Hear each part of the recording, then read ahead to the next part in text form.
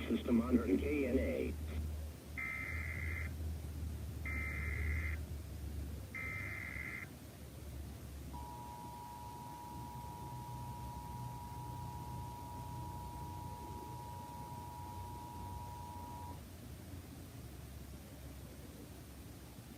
The National Weather Service in Grand Rapids has issued a severe thunderstorm warning for southeastern Calhoun County in south central Michigan until 8:45 p.m. Eastern Standard Time.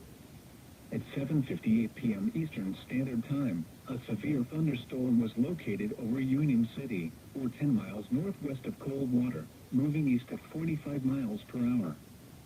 Hazard, 60 miles per hour wind gusts and penny-size hail.